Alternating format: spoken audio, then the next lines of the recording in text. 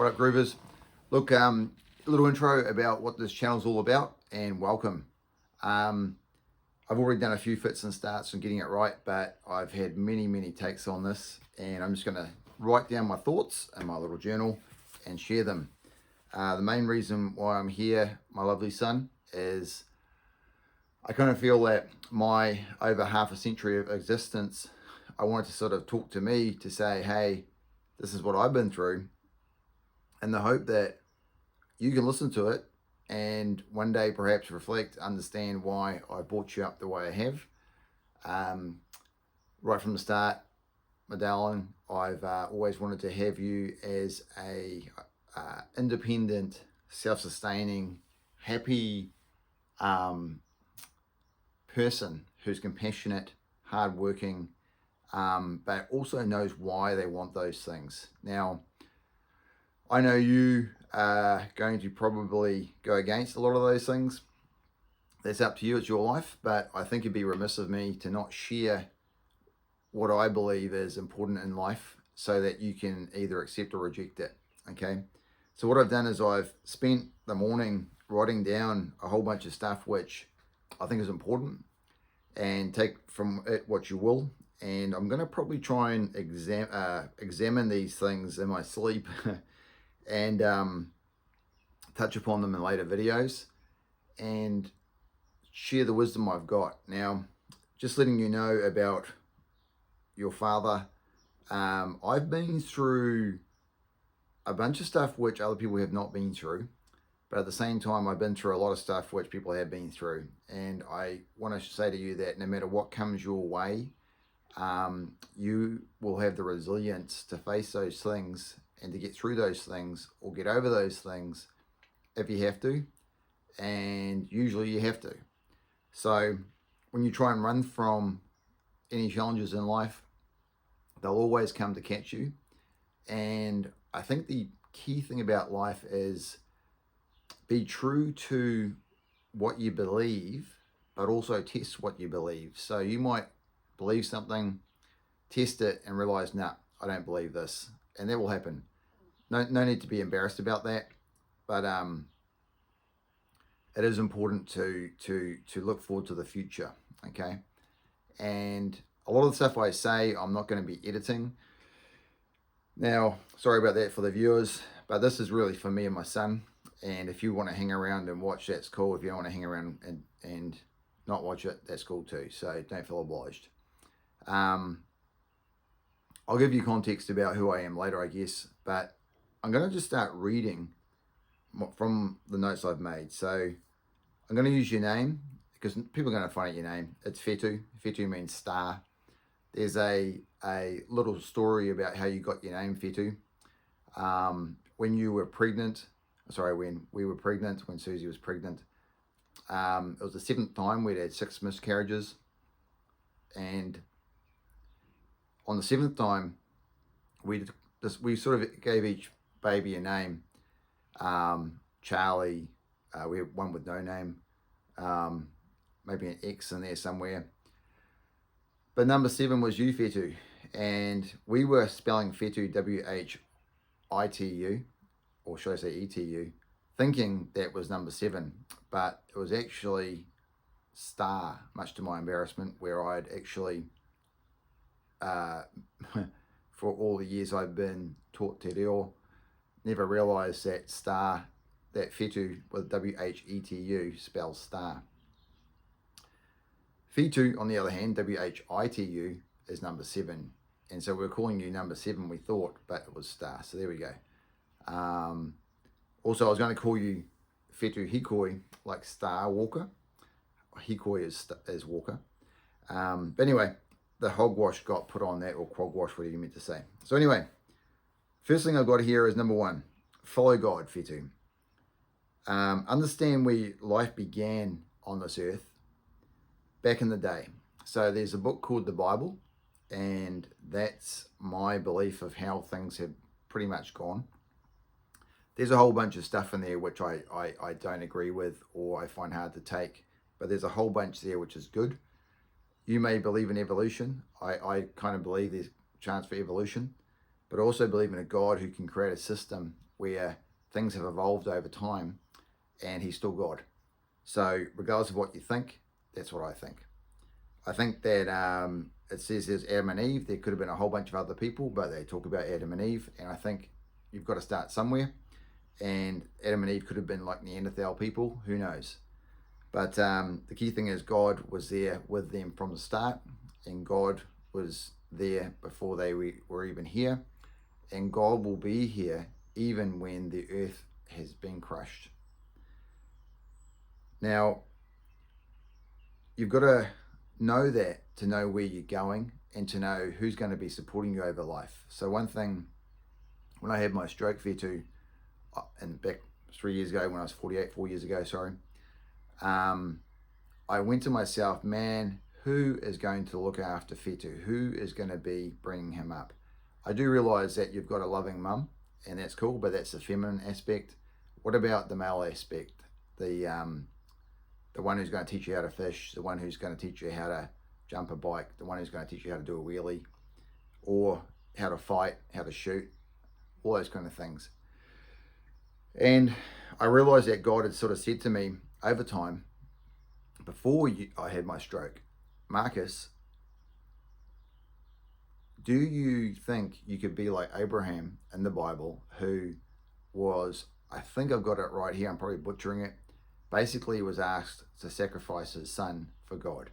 Now, it may not have been a sacrifice in the killing sense, but I do believe it was a sacrifice as in being able to let your kid go so that he may be in God's hands, in the complete trust that something's going to go right if you give it to God's hands.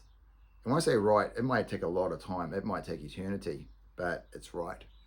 And I was lying there in my hospital bed thinking, who's going to look after Whetu?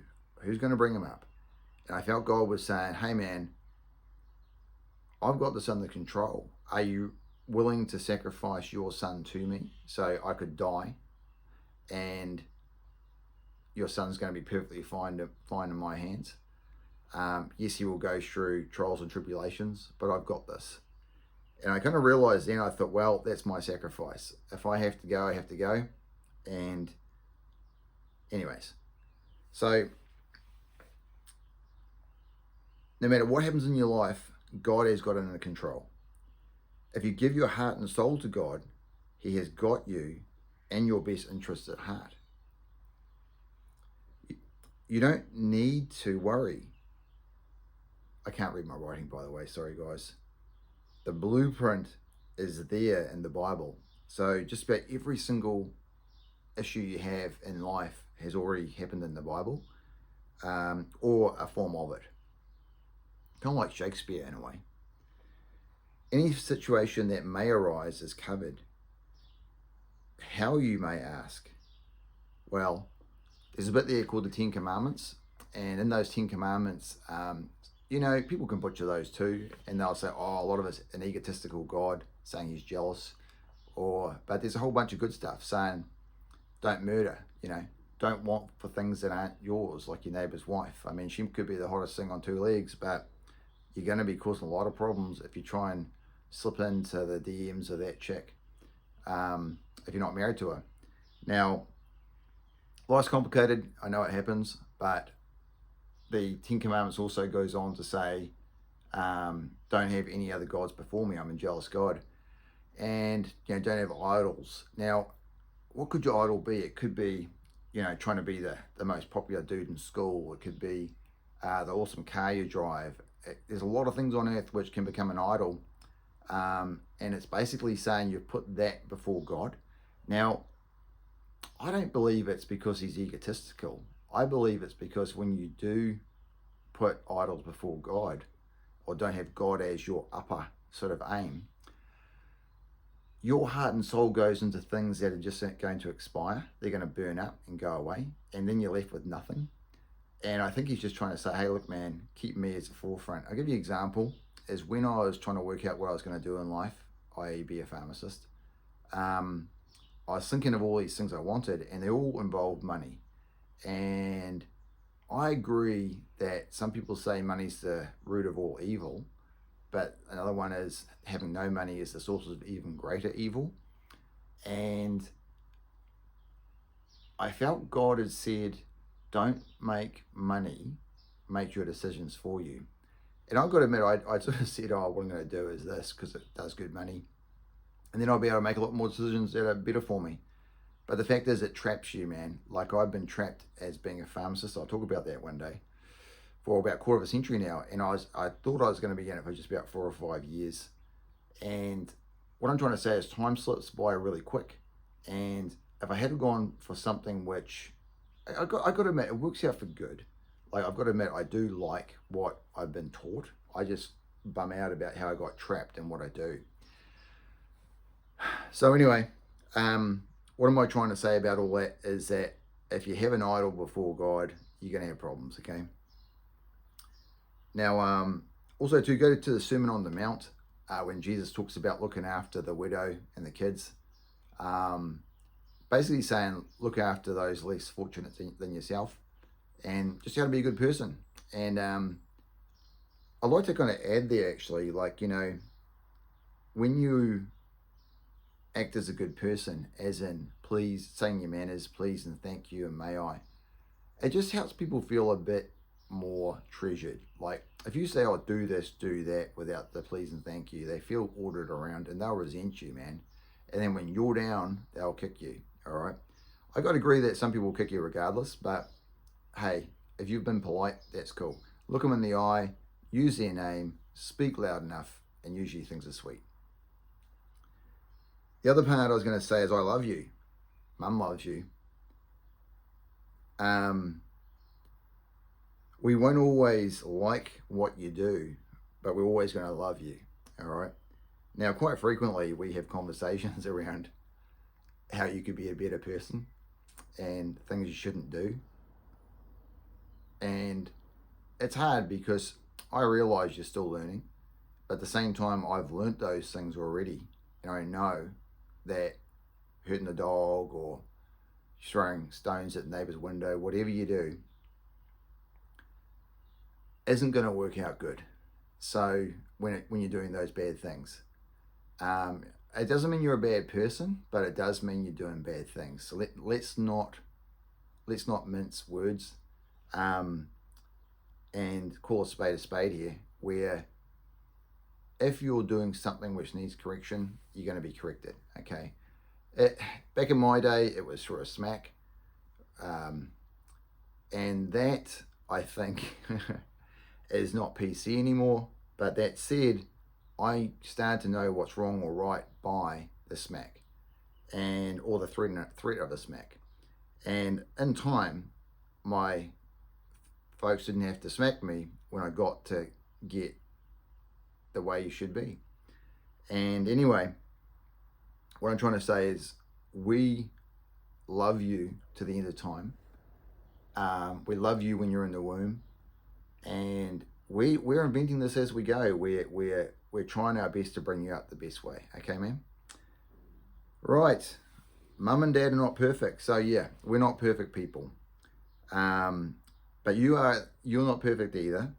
But we actually are perfect in God. So one of the advantages of knowing God is he's actually said, hey, look, I know things are tough.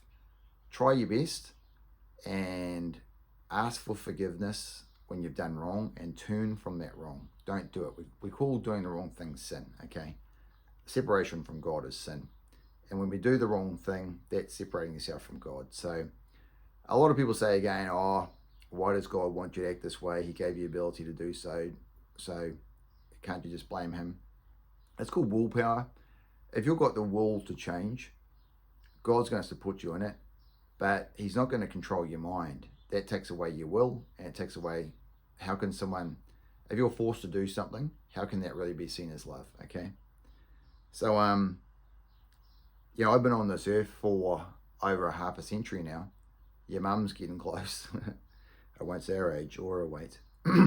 But we've made mistakes and we've hopefully learned from them. We're going to keep on making mistakes. So we need forgiveness from you as well.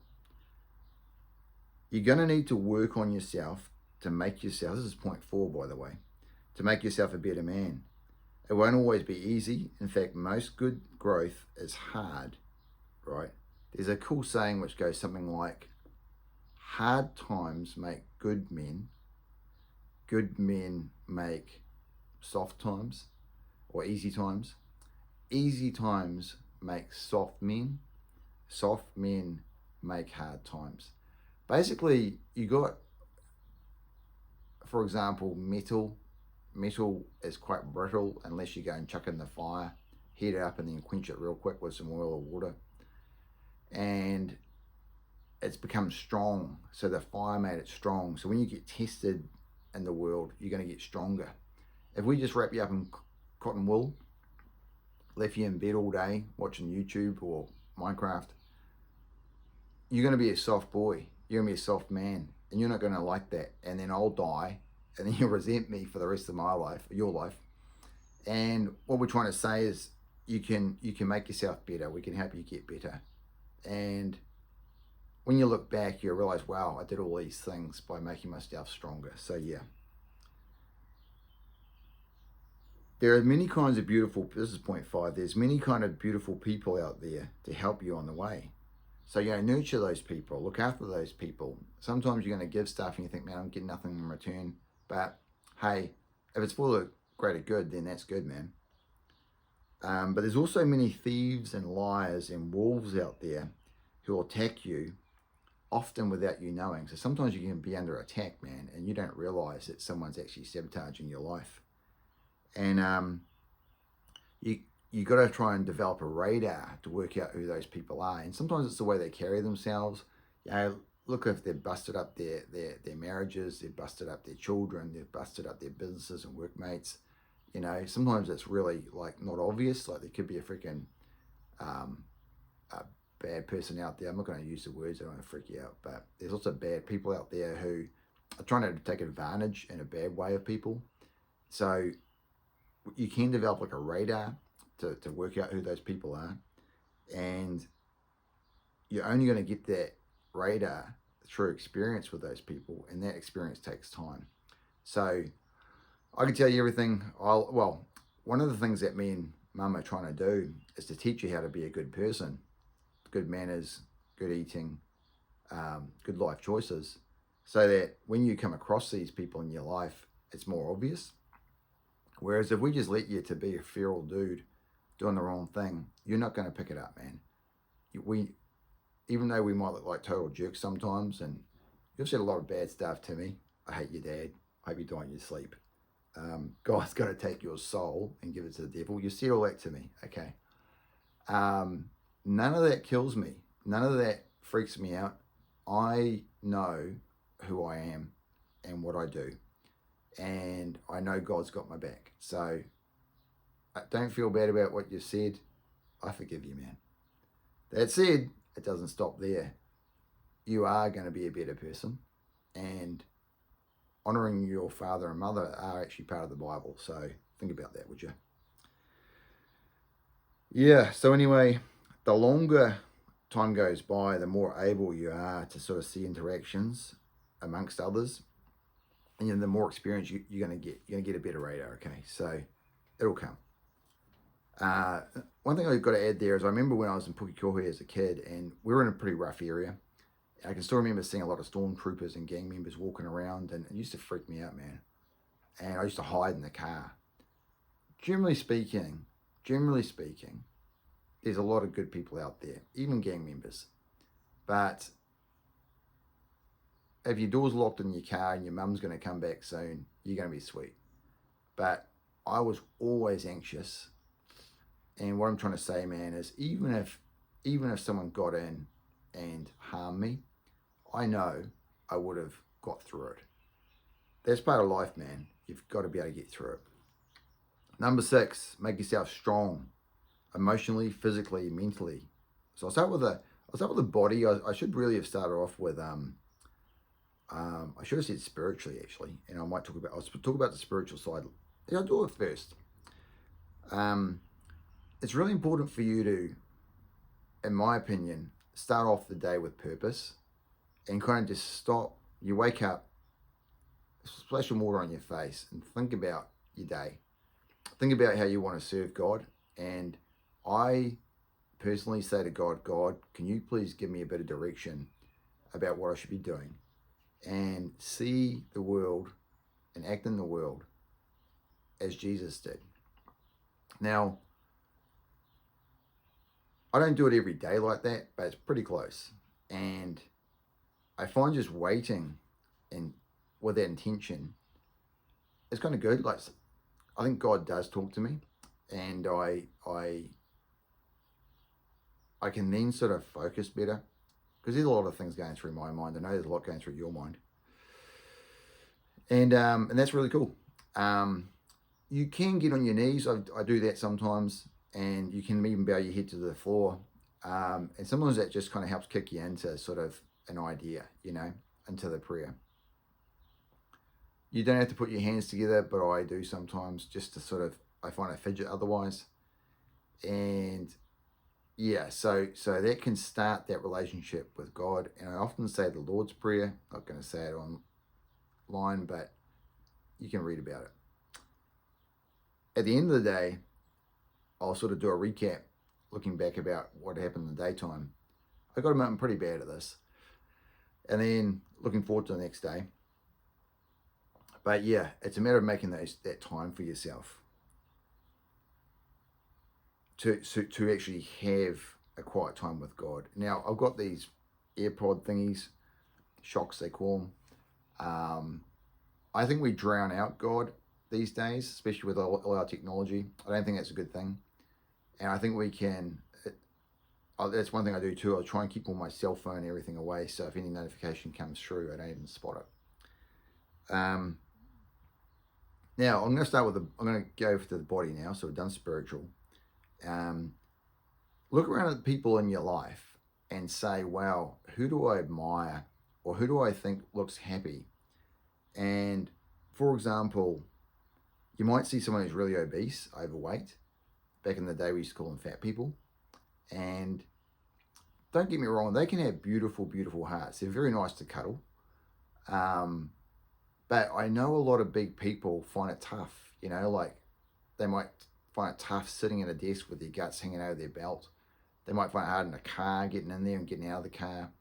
A friend of mine, she said she was on the floor once, and she was trying to get up, and took about 10 minutes in the lounge.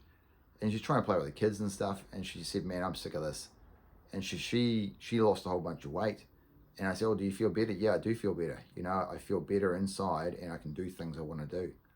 Now, you look at some people too, like they'll weight train and do press-ups, sit-ups, all that kind of stuff.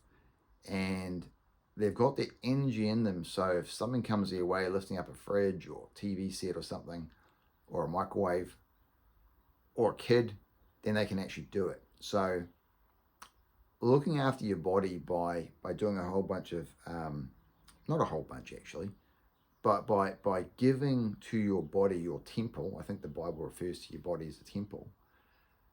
Doing that is going to actually strengthen your body so that you can overcome a lot of physical stuff that comes your way. And I'm probably going to talk a little bit more about this in a upcoming video, about what I do to try and keep myself healthy, because I was 107 kgs at my highest point. And I looked at myself on a couch, just like this couch, and went, whoa, man, I've put on a bit of weight. And I thought I was starting to look, I thought big was like strong, but it's not. If it's just fat, it's just fat, man. It's holding you back. And I'm about 82 kgs now, so I'm aiming for about 78. I'll be pretty happy at 80. And so that's a 37 kg drop, man. That's, no, sorry, whoops, 27 kg drop. So I think that's pretty good. Took a bit of time, because like I only just sort of in the last year went quite hard in losing that weight. I said about 95 for a while. And if you go back in my previous, I've got this one on, I think it's fireworks or Guy Fawkes in New Zealand, or Poha firecrackers. You'll see me there. I got my shirt off and I'm looking a bit dumpy there. I was probably about 92, 95 kgs. So just to get you an idea of how big I was, and that I'm not just blowing smoke by saying what I do. But I reckon it's pretty important to try and do at least 6 kilometers of running a day. It's really cool if you can do some interval training in there. So you go high intensity for say 100 meters and then just slow it down for a bit, then another 100 meters, do high intensity again. I do things like climbing stairs really quick, or quick as I can.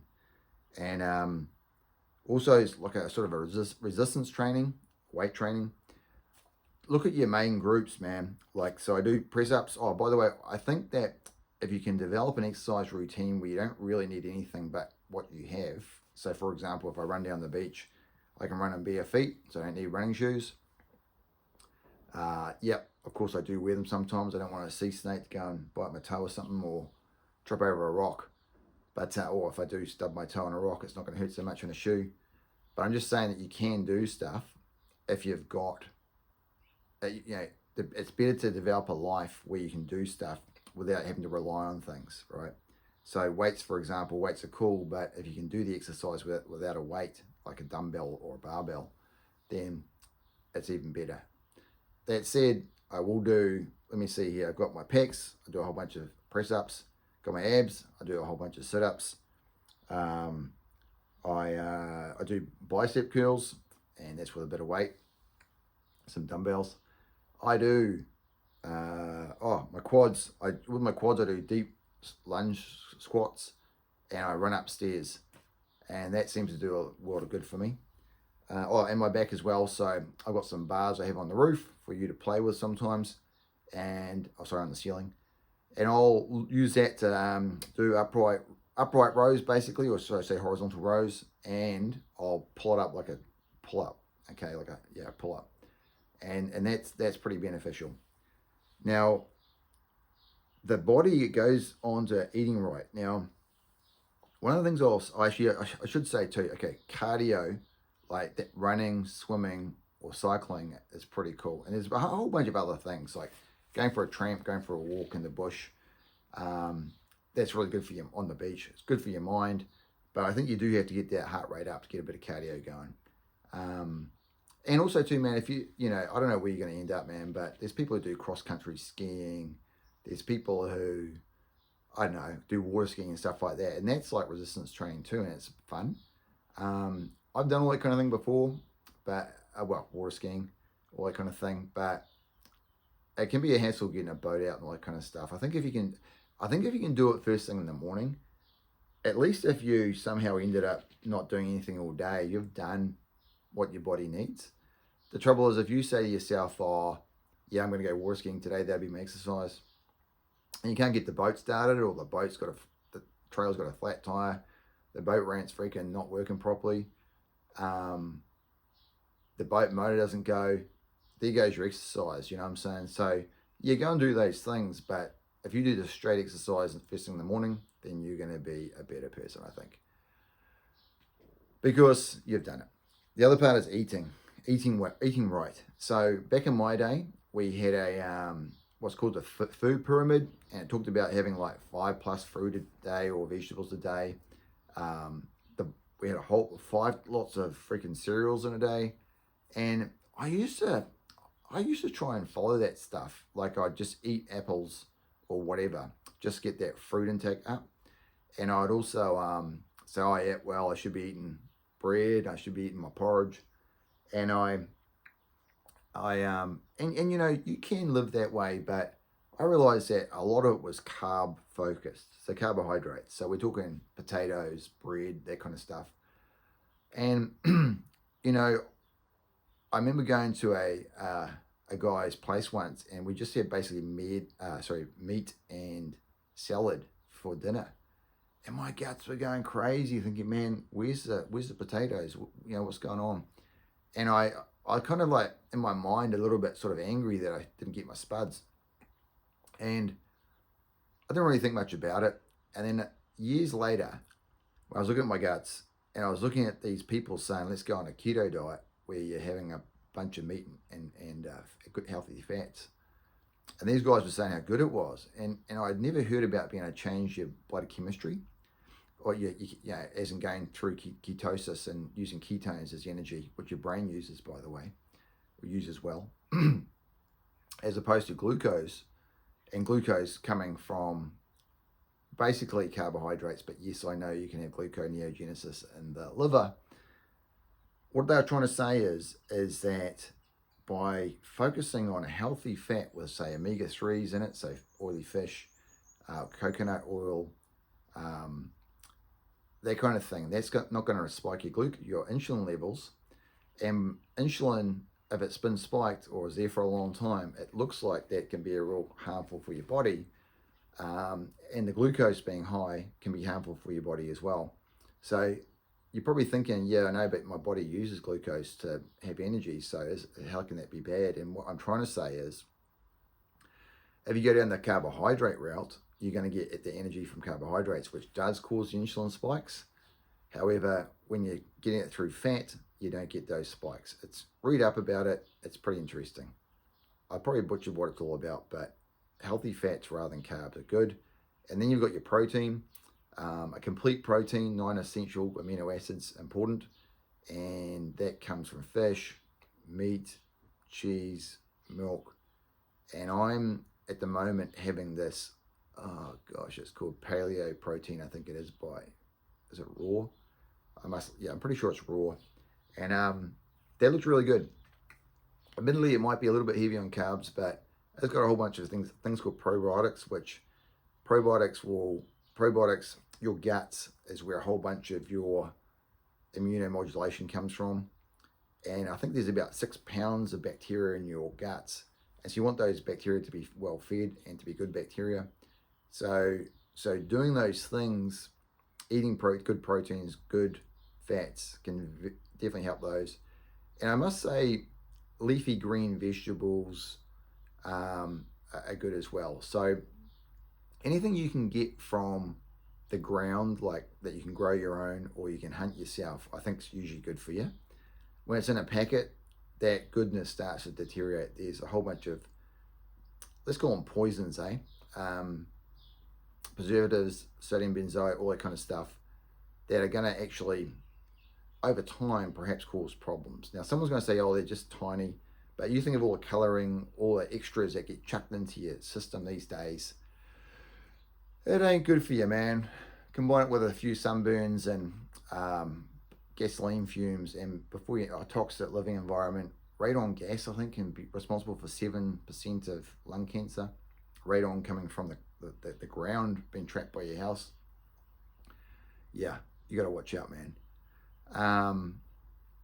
But I do have greens and red powder into my drinks, which is one way of getting greens into here. I've got to admit, I should all be natural and non-packaged, but let's face it, go for what works. So in my case at the moment, it is powdered protein, it is powdered vegetables, but there is a little bit, there's like sardines, which are good, which are canned, I guess, but it'd be far better if I could do it, go out there to the sea and catch my fish, eat those, shoot a rabbit, eat that, go get some coconuts, eat those, and also linseed, that's whole, that's good. I eat that. That's really good for you. So I don't want to go on and on about this, but I tell you what, I feel so darn good when I've reduced my carbs. And that's not because I have this mental state in me saying, oh, I'm better now. It's more that I'll wake up sometimes with so much more energy than what I had before, because when you are on carbs, your mind is in a focus of, oh, it's a famine right now. So because traditionally, I believe we used to eat fats and protein, like animals, that kind of stuff.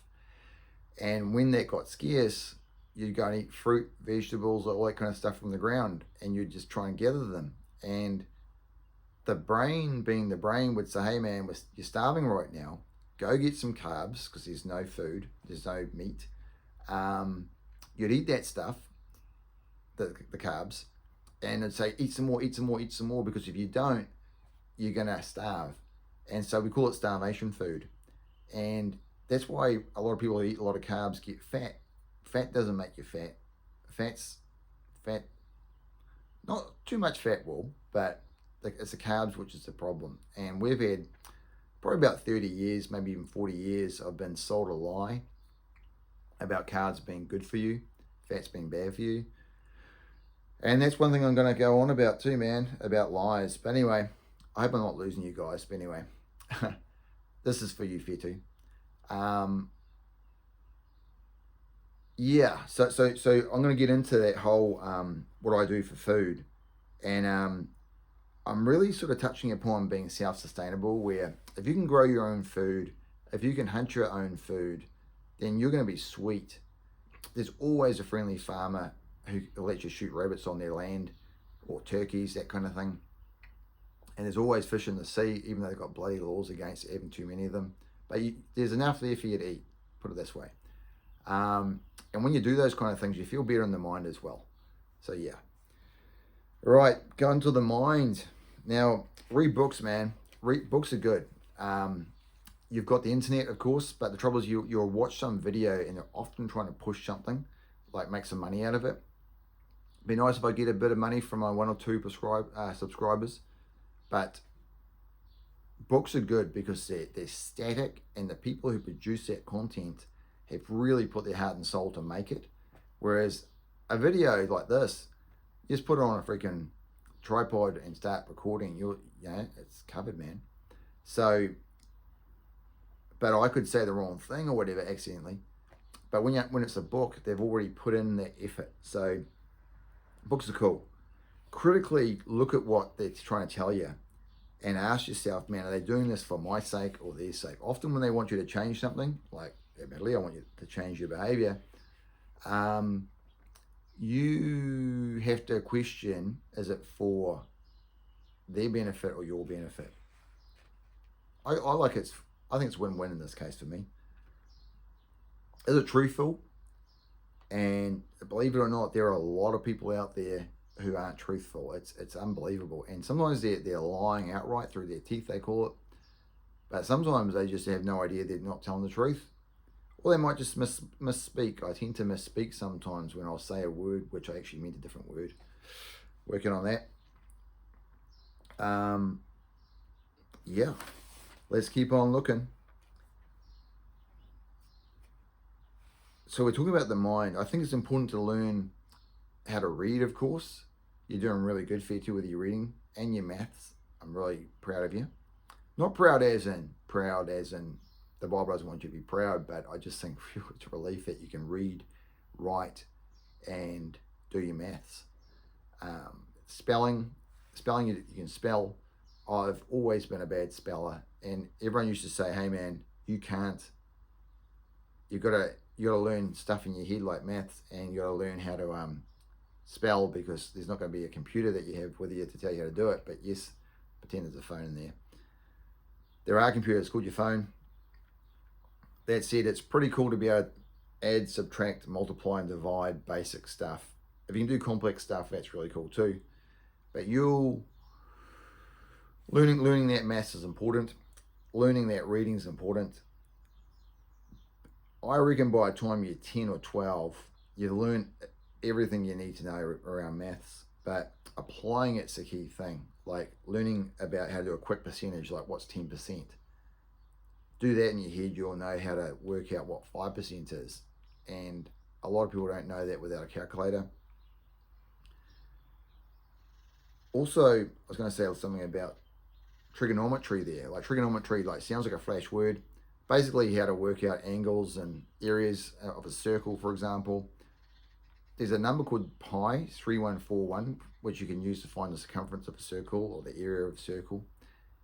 The first time I heard that number, it was a light bulb moment. I thought, wowzers, that's pretty darn cool. There's something that never existed before, and someone had worked it out, and it just keeps on going. It's not a strictly yes or no answer. It just keeps on going, we think.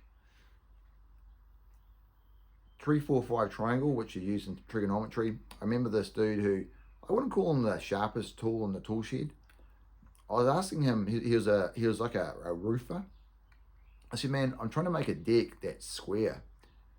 It's okay doing it on a bit of paper. It's easy with a ruler and drawing, but how do you do it outside? And he showed me the 3-4-5 triangle. And I know how to use the 3-4-5 triangle. I used to do maths with it, but The maths was on paper, it wasn't applied.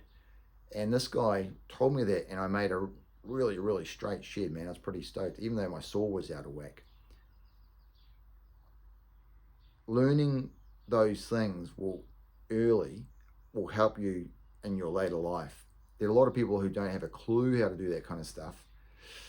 And I think it's always at their disadvantage. Now I've got to admit that if they haven't got the ability because their brain isn't quite getting it right, might have some kind of brain injury. I understand that, and that's where we come in to try and help them.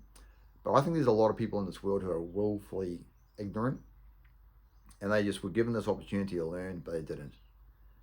So anyways, going to keep on looking here. I think you need to learn how to build a hut that you can sleep in, put basic plumbing in there with piping or rainwater collection, that kind of stuff, solar power coming through, all that kind of stuff's pretty easy to do, man. It looks kind of hard on paper sometimes, but you just go ahead and do it. And even if you didn't have a light, I knew this. If you didn't have electricity, I knew this guy who was a Hare Krishna. He was saying how for 12 years he didn't have any electricity. Now, he probably had gas, but you can go through life without gas as well. In fact, as long as you've got a roof over your head and you're warm and you can get some access to food, that's most of your life, right? But growing your own food, as I said, hunting is pretty important to do those things as well.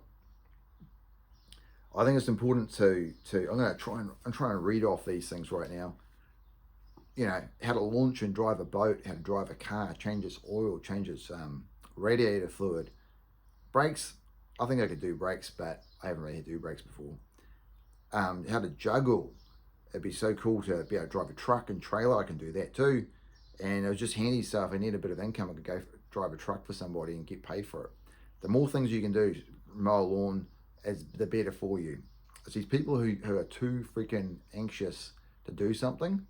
I know anxiety is an issue for people, but they've got to overcome it. You can't just say, oh, I can't drive a truck, I can never do it. Or being a clown, I was a clown once. People would say to me, oh, you can't, I couldn't be a clown, it's not me. You can, man. It makes money too.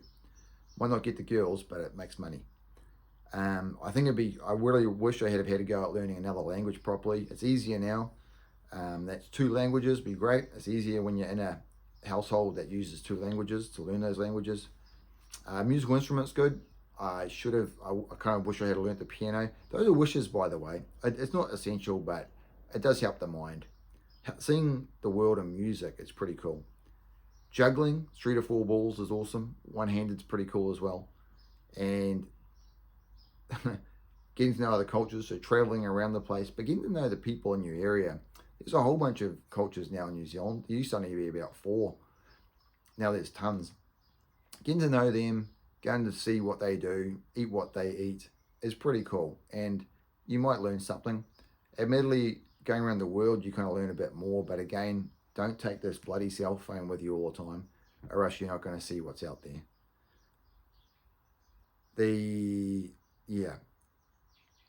Drugs, alcohol. Oh, okay. So alcohol, there's a lot of stuff. There's a thing called drugs. There's drugs where you can't breathe properly, you get an inhaler, and that helps you breathe. That's cool. You might be a diabetic, so you need insulin, you have a shot. That's cool. We call those prescription drugs.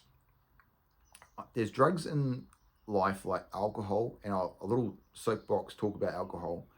Alcohol is legal in New Zealand. If you're 18 or above, you can drink alcohol, buy alcohol. In countries like America, it's 21. And I technically hate it when the government tries to have an overreach on your life. But something like alcohol is a funny one, because on the one hand, they'll say, don't drive when you're drinking alcohol.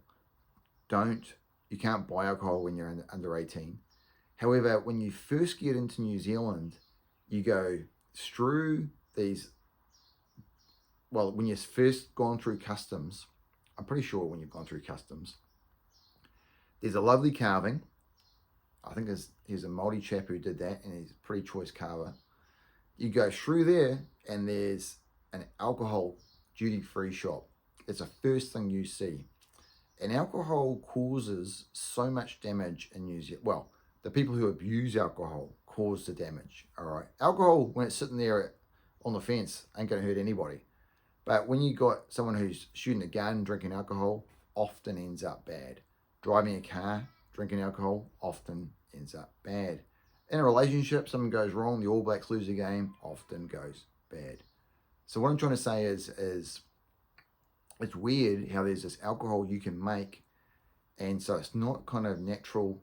It is natural. It does, fruit ferments, but to drink it, you need to actually go and make it or buy it. I don't think alcohol's that great. I've been there and done that, so I can't say stop, don't do it. All I can say is it doesn't taste that good. It can feel pretty cool at some points, but man, it can stuff your life up with being real sick the next day, not being able to work, not being able to speak properly, and you could freaking fall over and kill yourself just because you're drunk. Have a dumb fight. A lot of those things I've done, man, and it's not good. That's that. That said, there are a group of drugs, I call them psychotropics, where they affect the mind. For example, there's cannabis, there's magic mushrooms, there's lysergic acid and things like morning glory, there's ayahuasca, there's, I should have said with magic mushrooms, there's that's psilocybin. Ayahuasca, really interesting story, that one. And, is there one else? Oh yeah, mescaline. I've tried cannabis before, and I reckon it's a real, when I first had it, didn't really notice anything. Maybe about 2 or 3 times later, I was like, wow, man, there's a different universe out there. And I think that's good to know. That said, you got some people who have it every day, and often they can't make much of their life. Like, they may say, hey, man, I'm cool, but, if you're not looking after your kids, if you're not paying your way, then it's probably not cool. And there's only so much you can take away. Like, you'll get stoned, you'll think about all the cool things that you could do or that could be done, but when you kind of come out of that stone, it's hard to remember them all. I've tried writing it down, but it's like a will-o'-the-wisp. It goes away. Is there a place for it? Yeah, I think if you can get away sometimes and have it, I think you should really be over 18, maybe even, the books say 25 years old when the prefrontal cortex is developed. I'll be lying to you though if I told you that I didn't have it before 25 years old. And I got to admit, I could take it or leave it. It's something which isn't an essential part of my life. I think it's kind of cool to have it. So have a think about it. I wouldn't mind trying mushrooms. Never tried them before. I wouldn't mind having mescaline. I've bitten the top of a cactus once, but I've got a whole bunch of San Pedro I'd like to boil down one day and just see what it's like. Even Amanita muscaria mushrooms, I'm curious. And ayahuasca, I'd love to have a go. That's right, ayahuasca, sorry, in Peru. And then there's DMT, that's the one I've forgotten about. DMT is really mind-blowing. All those things though, there are people on this earth who have never had them and they still had a good life. I kind of think it's handy to have just to check it out, but you're not going to get addicted to things that make you sick, like ayahuasca and stuff. Cannabis, arguably people are, so use with caution. Talk to me about it. That's one that requires quite a lot of talking, man. Yeah, anyway, so that's the body. Yeah, your body's a temple, look after it.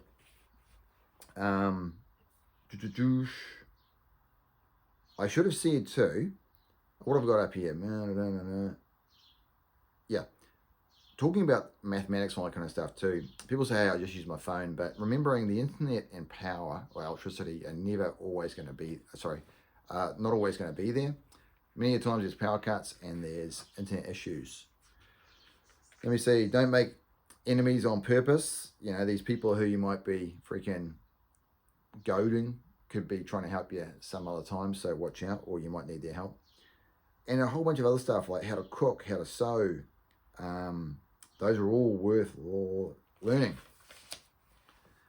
Now, you can at least watch and learn from somebody, man. It's kind of cool to watch someone doing glass blowing or something like that, where you might not know that trade, but you'd know who to talk to do that trade for you. And you might be able to swap some of your skills, go mow the lawn or something. A lot of stuff people do though, man, I can't see the point. Well, no, I can see the point. Like you'll watch these Buddhists making a mandala with like deer antler and food coloring or something. Not me, eh? Not me. Nice to look at, but not me. Learn how to fight. Yeah. So I put boy for some reason. Learn how to fight, boy. You love fighting. You love fighting with the old man. Remembering true fighting can actually hurt people lots. It can kill them. So don't pick on anyone. Don't be a bully. It's not good. And often you can tell you're being a bully if there's someone's crying or they're going running off their mummy or daddy or teacher. Or they're just a freaking crybaby and they actually deserve it in the first place. Yeah. Got a few stories about that kind of thing. But wrestling's good. Karate, kickboxing, MMA type stuff. You know, back in my day, you used to choose something like karate and say, right, that's what I'm going to do. That's my discipline. And you'd look at judo or taekwondo and think, oh, that's not as good. But the reality is, if you can learn all of them, which people do these days, that you're a far better fighter. Now, I'm not saying that so that you fight people. I'm saying that you know how to defend yourself when a fight happens, man, because seldom do you go through life without having to defend yourself. I've had to do it a few times, and it's always cool to know what you're capable of, where you might think, no, I'm going to run this one. I'm going to run away. Or one where it's like, nah, man, I've got to stand my ground. I've got my intellectually handicapped sister I've got to look after right now. And so people say, "I'll walk away." It's like, easy, man. You can walk away, but what about the people who you're walking away to leave to get smacked over? You've got to know how to fight. Soul and spirit, yeah, I've already talked about that. Number 7, the government's not your friend, man. I'm going to have a big spiel about this. I was brought up to believe that the government is there to help you with roads and healthcare and all that kind of stuff. And yes, those are things that we have. And a lot of people say, oh, because the government does it. Well, they actually take money off you called tax when you work. And for some reason, the more you work and the more you get paid, the more tax you're going to pay, as opposed to it being universal tax everywhere. So it's not fair. But I've got to admit, you know, some people who are super rich, you think, why aren't you paying so much? It should be a percentage though, because if you earn $10,000 and you're paying 10% tax, you pay $1,000. But if you earn $100,000 and you're paying 10% tax, you pay $10,000. So why is it that it's proportional like that? Shouldn't it just be a dollar value? We'll think about that more. And then you've got another one called GST in New Zealand. So it used to be 10, then they raised it to 12.5%, and now I think it's 15 actually. And so it's kind of good in a way because people who buy lots of stuff, you know, boats, caravans, whatever, chocolate bars, they're going to be paying more tax. So that's kind of cool. But at the same time, and I think it's more fair in a way, because like if I decide to go live skint and go hunting, fishing, grow my own food, I'm not going to pay all that GST. Whereas the people who are just lazy ass and just go, oh, I'll just go buy it, they're going to pay more GST. Anyway, what am I trying to say there? That tax money can get used for things like abortions. It can be used for things like changing the sex of somebody or trying to change the sex by chopping their dick off. It can be used for rainbow parades, that kind of stuff. All those things you might support, but you could just go and say, hey, I'll pay for it myself, thanks, or I'll pay to give a little. The tax doesn't have to come out, shouldn't have to come from you to pay for that kind of stuff. You might totally be against abortion or war, and then you realize that your money's been used to pay for those things. Yeah. Or getting the jab. You pay the government to get it, so you have to have a jab for the C word. And if you don't get that jab, you can't go to work. If you don't go to work, you can't get paid. And so if you're having to pay child support or something, you're going to be in shit street pretty quick. You're going to probably starve to death. And you're paying the government to control you that way. And that brings me on to the police. So there's actually, I wonder if I wrote them down. There's about 3 police officers from 20 years ago. Clint Rickards is one of them. And yeah, he had been done for rape, and there's I had a mate. His name was Nick. I'm not going to say his last name to protect his identity. He was accused of rape by a girl, and the police got this guy, put him in a cell, took a pube brush from him. So that's like sexual assault. Turned out the chick was lying, and that's true that she was lying, and we paid for that. Our tax paid for that. There was a time my van was supposedly pink stickered. I'll talk about that one day. A whole lot of wasted police resources. By the way, I love a lot of the police officers in Dargaville. They're really cool people, nice people, family people, soccer coaches, that kind of stuff, walk the kids to school. Good people. Those are good, on the beat people. But I'm going to talk about, at some stage, police assaults I'd heard about. And I've been assaulted before by a cop. I was at a visit to a police station. Smacked me over the head because I didn't answer a question correctly. And some people could just laugh and go, oh, that's the old days. But it was an assault. And his name was Constable Mills, if anyone wants to look into it. He'll be dead by now, I'd say. Also, when you get pulled over by a cop, my mum got pulled over by a cop once, and I think he had pretty bad intentions, that guy. I'll talk about that one day. And even when you get breath tested, I think drug driving's terrible. I think drink driving's terrible. And I believe that we should be trying to keep it off the roads, but breath testing somebody and 4,000 people go through, and so you're innocent. And then I once sprayed some spray once, and it triggered off the alarm, and I had to have a massive breath test. Not good. I don't like it. I don't like that I went for a walk down the beach one time. There's cops down the beach saying, what are you doing down the beach? It's all coming too, by the way, that police state. Also, they used to go around picking on people who were just trying to enjoy life during COVID. And, here we go. The names of those people: Brad Shipton, Rob Scollum, and Clint Rickards. They were involved with the rape trial, and we'll talk about that one day. Yeah. Also, too, forced circumcision. That's what a lot of us had back in the day through the government. Not forced as in, I'll talk about that later. Culture and government aren't your friend. Yeah. Let's keep on reading. So look, you got to look at yourself too and think, how can I be presentable to myself as an offering to God? But look after yourself. Brush your teeth. I know there's a debate about fluoride.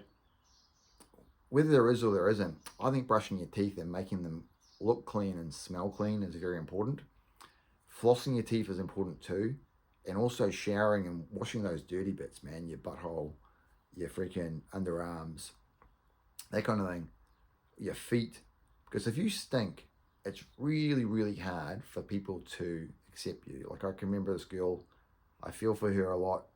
They used to call her skunk at school because she stunk so bad. And that was on her parents, not her, by the way. Lovely person. All the kids teased her. It was terrible. And I remember having to dance with her one day, and Miss Gregory said, hey man, I got to have a bath, so don't freak out about this. Whoopsie, something just happened there. Whoops.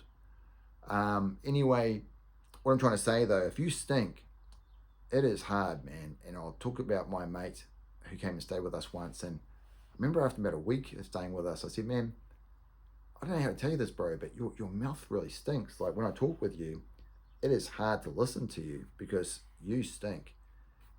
I said it in a nice way. And he goes, oh, yeah, I forgot my toothbrush. And so, yeah, I imagine it is getting a bit smelly, but that's my reason I forgot my toothbrush. So he wasn't thinking, hey, I don't care about, he wasn't thinking, oh, I really care about how you guys are affected by my smelly breath. He was just like, oh, I didn't bring my toothbrush. So I'll just carry on. And this guy, I know a lot of people had problems with this guy. And if he had have just brushed his teeth, it would have just made one less problem. The other bit too is, I think flossing teeth is a good idea. If you find you're not doing these things, the sheer act of giving yourself time to do those things show that you value yourself enough, show that you're valuing your day to make yourself better. It doesn't have to be a shower or a bath. You could be out there in the sea. You could be in a stream. In fact, that's how they used to always do it. A little touch there too is there's a whole bunch of things like deodorants and there's cosmetics that you can use. And I've got to admit, I do get a bit whiffy at work, so I do wash underneath my arms and put on the old smellies. I should be using like rosemary and that kind of thing, like a sprig of rosemary that can actually cover stuff. Just watch that you're not killing yourself with all these cosmetics and deodorants though, okay? And fluoride toothpaste, I don't freaking know. Watch out though. Simplicity is the greatest sophistication. Yeah, simplicity is the greatest sophistication. That's what good old Steve Jobs says. Often if you get this thing that's got a whole bunch of bells and whistles, it can be freaking tough, man. My next car I think is going to be a car that cannot be switched off by a satellite. Something I can fix myself.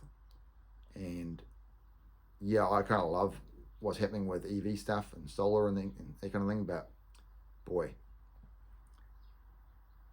simplicity is cool.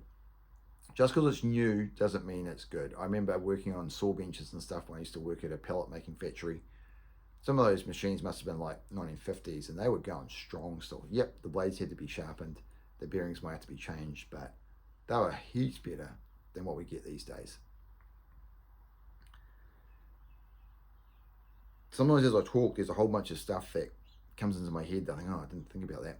So I'll try and remember those things. I should have said too, shooting a gun, shooting a little shingai, shooting a bow and arrow, all those things are cool to learn, all right?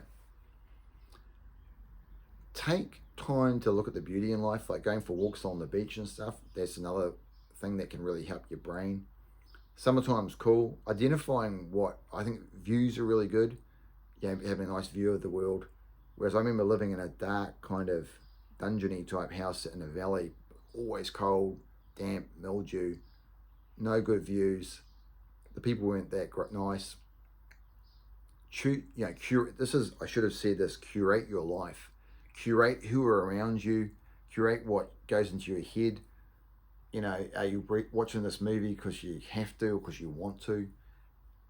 You might have seen that the movie sucks. Why don't you just stop it and walk out? Yeah. I think I was going to say another thing about the government too, by the way. Gee, I could go on about the government. But don't get me wrong, we always tried to do the right thing growing up. We always thought if the government said do this, then it's right. It's morally right. Then we had the Springbok tour. And the Springbok tour is where some people from South Africa came to play rugby against us.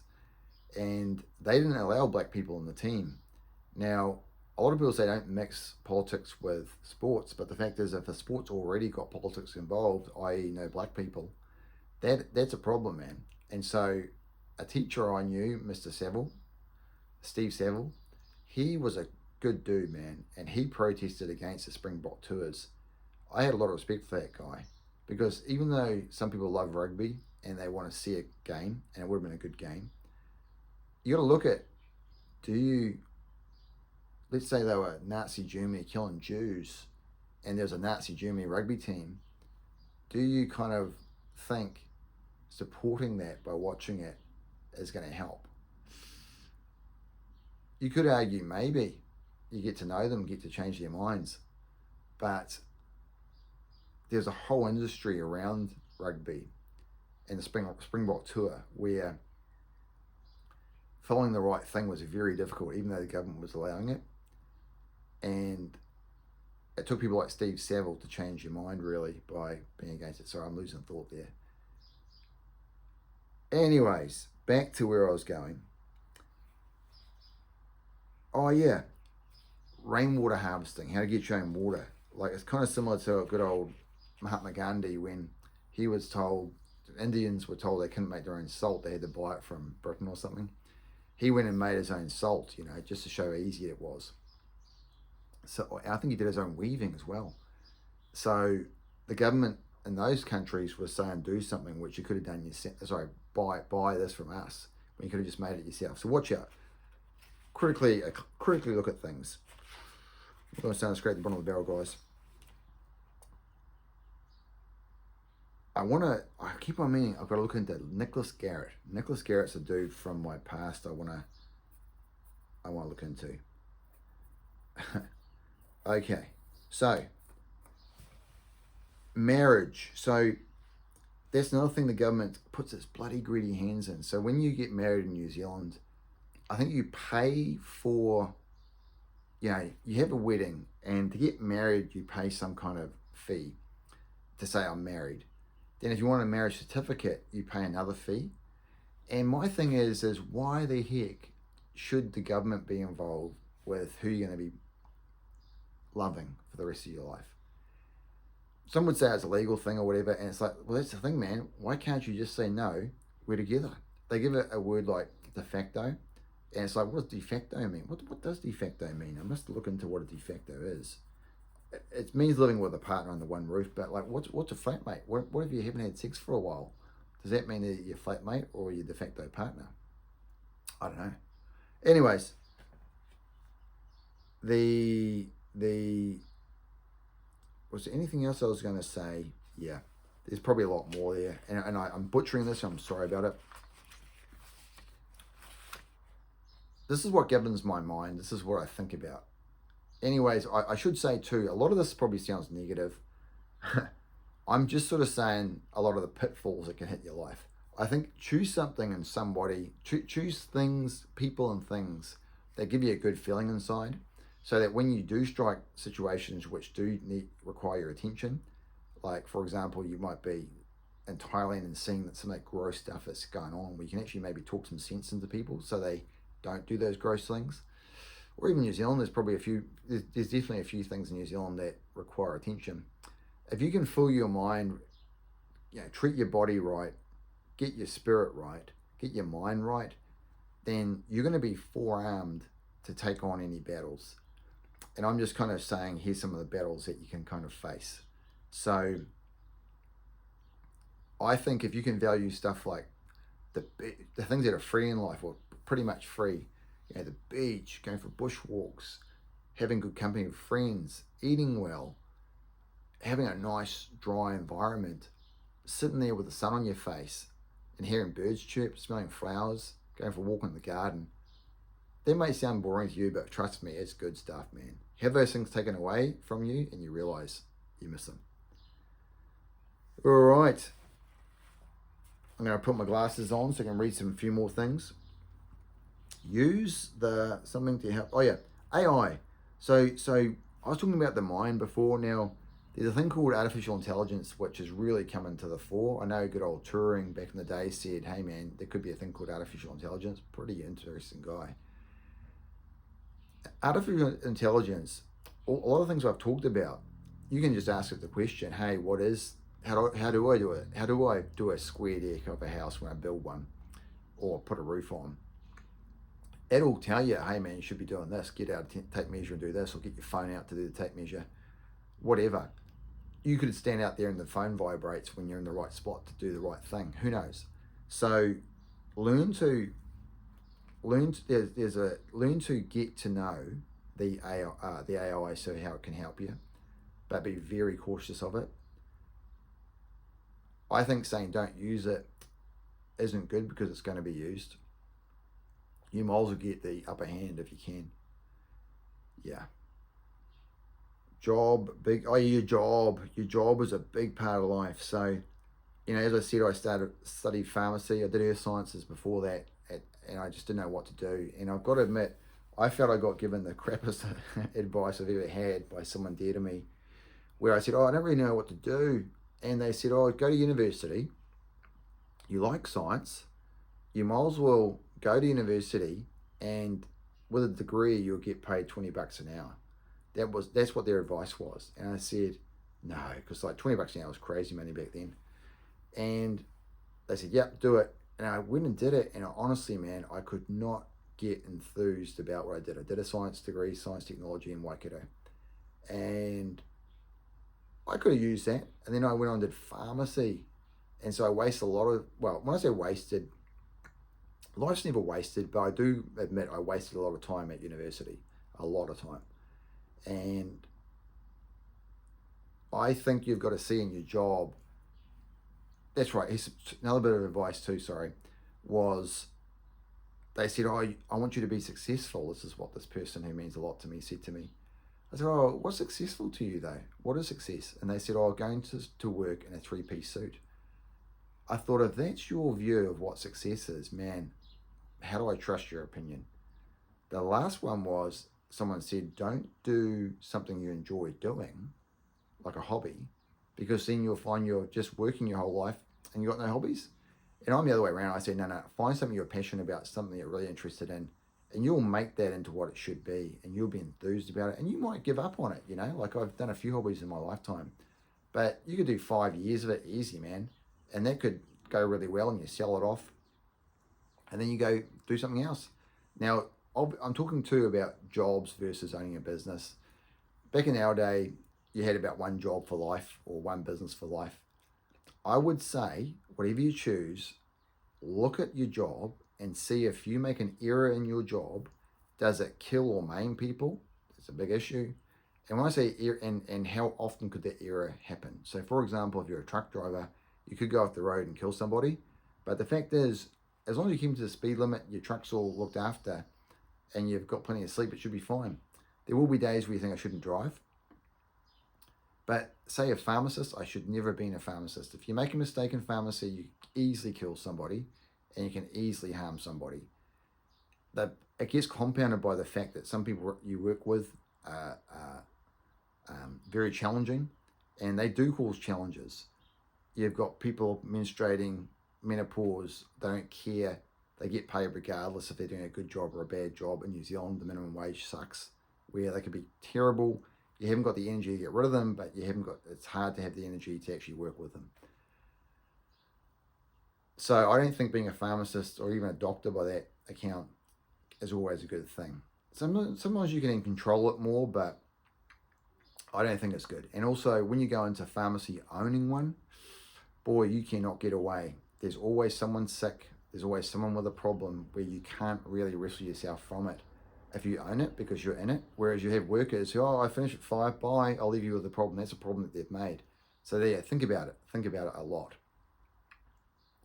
What have you got to lose if you just close the pharmacy because you're having a bad day? Well, you've still got to pay for all those employees, and you've got all those problems to face the next time you open, and there's people without their medication. So no, it's hard. Yeah, so watch out for your job.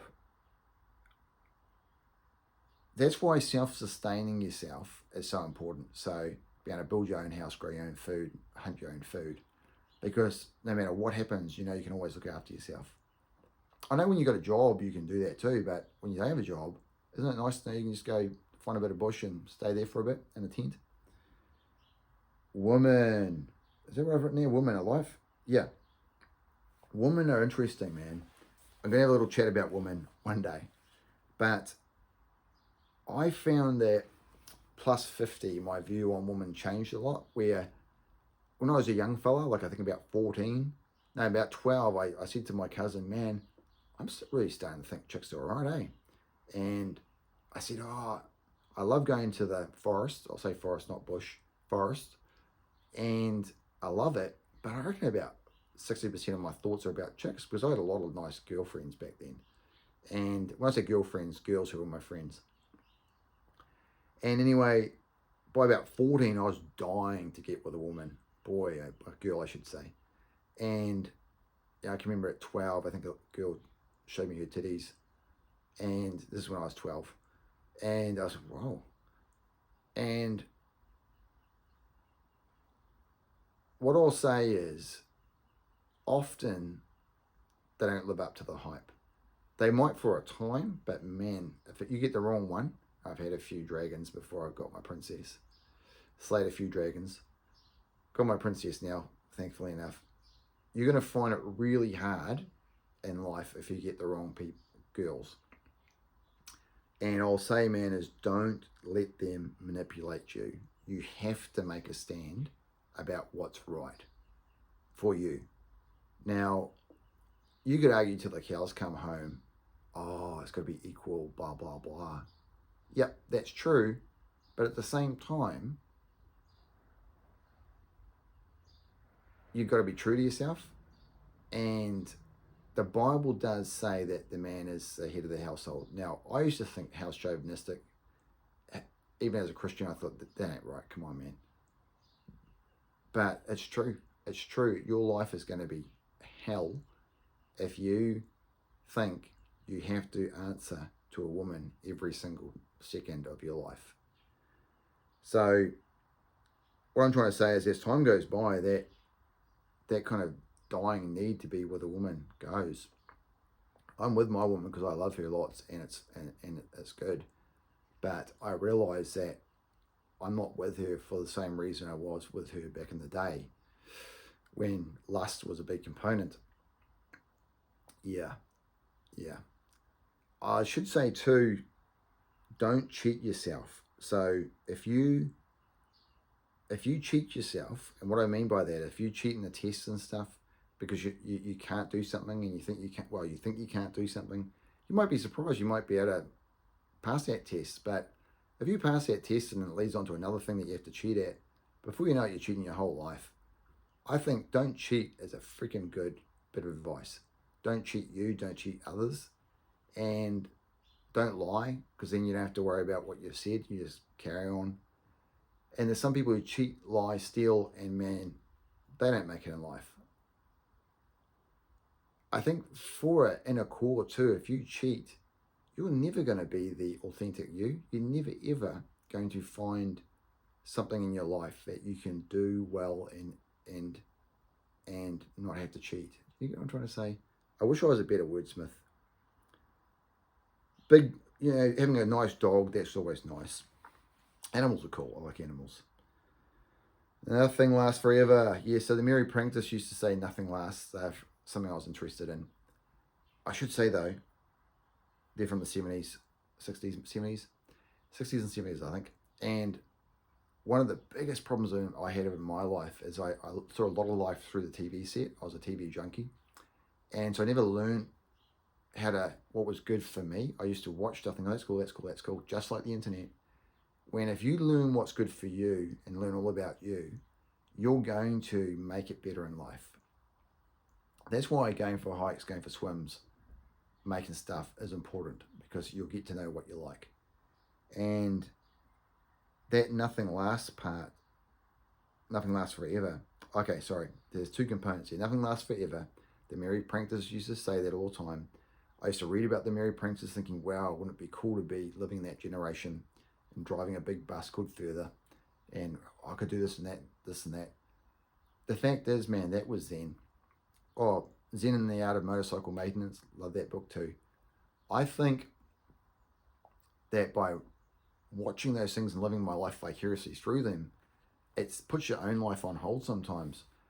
So you've got to curate your life so it's a life that works for you. I'm saying record your life like a diary, or even a video is cool, and you make a happy place to protect your head. So there's a guy called Dave Riddell. He's a psychologist, counselor type person.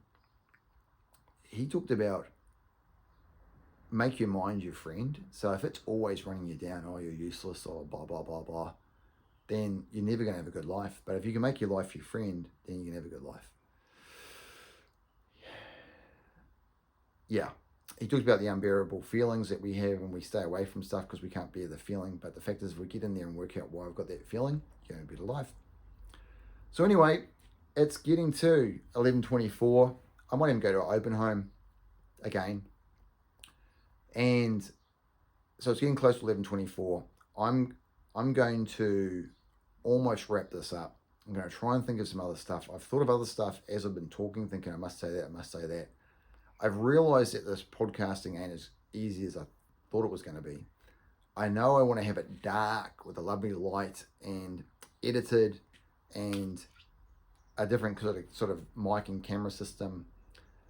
But that's all procrastination. I'm just saying it right now so I can get it out there. And I used to worry about sounds from the fridge or a fly cruising around the place, saying the wrong thing, lots of ums and ahs, being judged. You just got to go ahead and do it. That's why I do admire, I should say these people, like Marcus Brownlee, or is it Marquez Brownlee? He's a chap in the States who who reviews products, he's got a really good way about him. Got to admit, I do wonder sometimes if he's sponsored though, so watch out when you're sponsored. There's some key people I think, okay, so I'll say what I know, and then hopefully you'll go out there and you'll find interesting people to listen to. So there are people like Plato and Archimedes and Socrates and is that Jung and Freud, those people who, or Marcus Aurelius, who have existed a long time ago, and they have wisdoms though they're just as current now. And I remember when I was like, in the 70s, I'd go, oh, Led Zeppelin, for example, was such a long time ago, but in fact, it's actually was only 10 years prior, or not even that. I mean, they're still going, sort of. And people like Marcus Aurelius were thousands, hundreds of years ago, who knows, thousands? I don't know, honestly. And they had truths that were developed back then that apply now. So just because they're hard words and they sort of speak a different language doesn't mean you ignore them.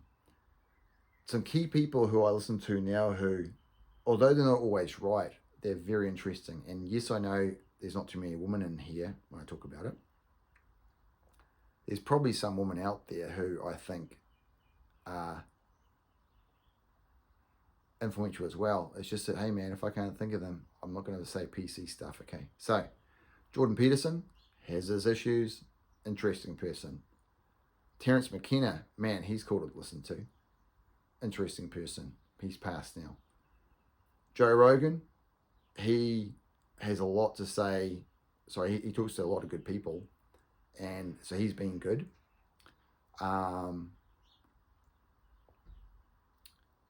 Russell Brand, definitely. I didn't like that guy initially, but now I think he's pretty cool. And good old Andrew Tate.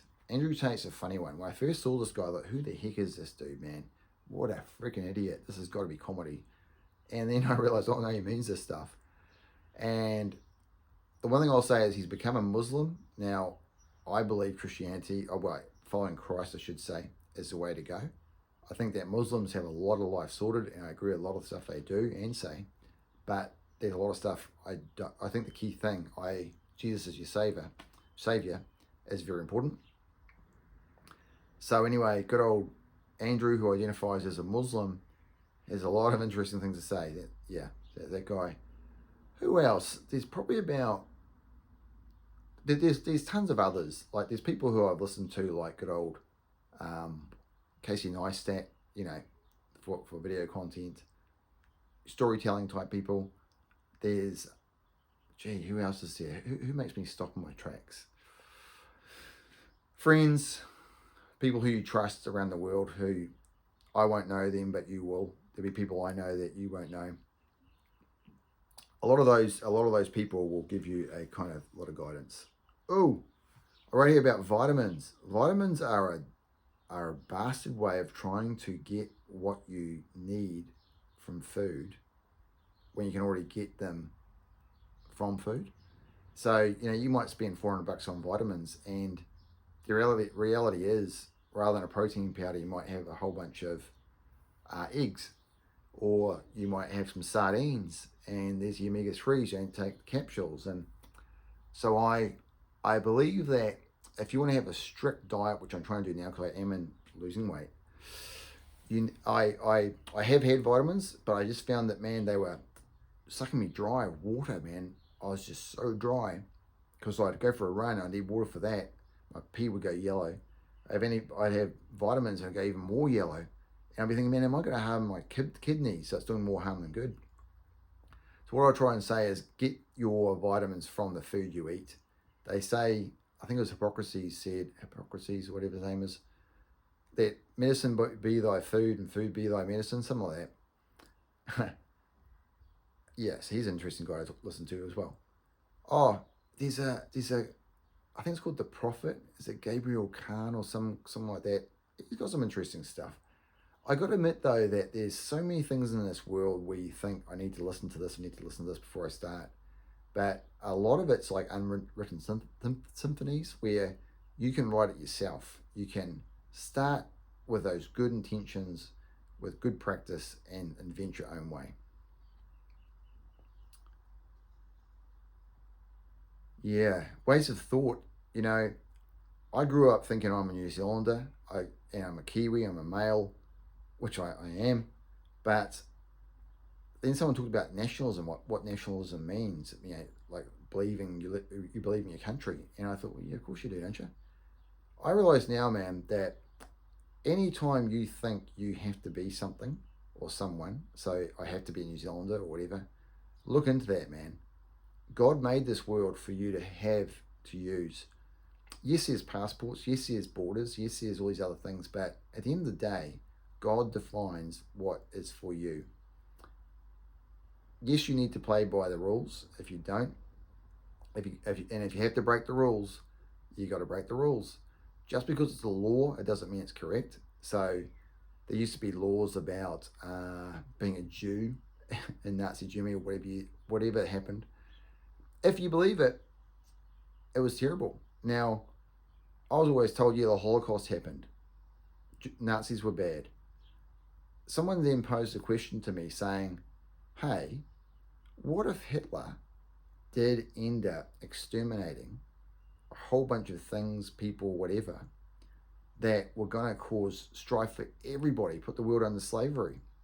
And he did a good thing. Oh, gosh, okay, well, he killed 6 million Jews. Don't think it's a good thing, man. But we're told he killed 6 million Jews. We're told he killed gypsies, intellectually handicapped, homosexuals, Jehovah's Witnesses. And we're told that, but I never saw it. I've got to admit, though, I went on TV once and saw a whole bunch of people getting bulldozed into a pit, and I was told it was Nazi Germany.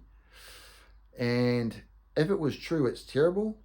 But what I'm trying to say is there's so many things AI now that is created where you cannot tell what is true and what's not. But in true my heart, though, I know that those things are bad if they happened. The problem I've got though is in Germany. I don't even think you can do this Nazi salute. I should be able to do it if I want to. I don't even. I could be swatting a fly for all you know. I'm not saying Hail Hitler, but because that's an idol, by the way. But I should be able to do this. I don't think you're allowed to deny the Holocaust. I should be able to say I don't believe the Holocaust happened because, hey, man, was it 5 million Jews or 6 million Jews or 7 million Jews? We don't know. Or was it none? We don't know. This is me not knowing. Someone could say, yeah, but then everything comes into question. I'm trying to say, yes, everything comes into question. For example, all those things like the Holocaust museums, like Auschwitz and stuff. Who knows if that's just a big tourist feature, right? They make money from it, without a doubt. The control of your mind by the outside presence of government is very concerning to me. And I think you should have your own mind and you should be able to think a lot of what you think. But yeah, I'll leave it there. In Germany too, I don't think you're allowed to wear a swastika, which is kind of ironic because I was in a $2 shop once and they had a swastika for the German flag saying, oh, Germany. And the Chinese people who made it had no idea what their flag looked like. They were, oh, this must be it, a swastika. And remembering a swastika back in the day meant something like peace, love, and unity, something like that. So just because someone's gone and taken that, like the rainbow people have taken away the rainbow, and something that was like a beautiful thing is now a pride thing.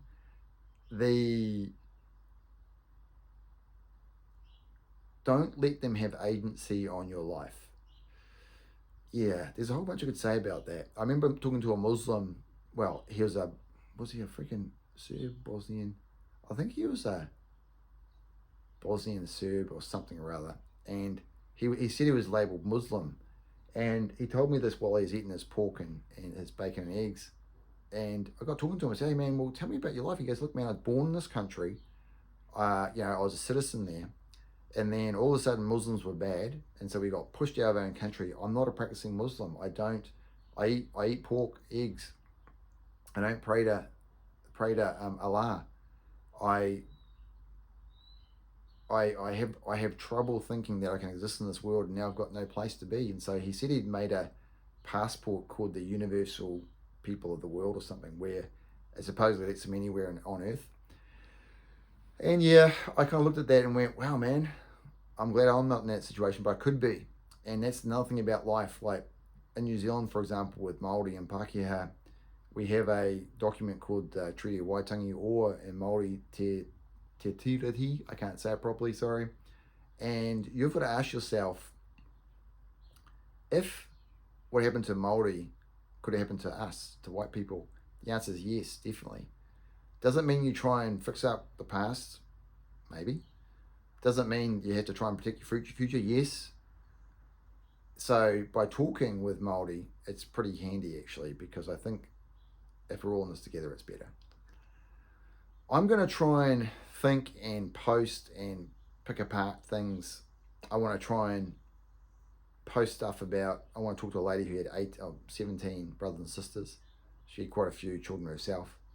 That would be interesting, wouldn't it? I want to talk to a girl who's a Christian. I want to. I want to.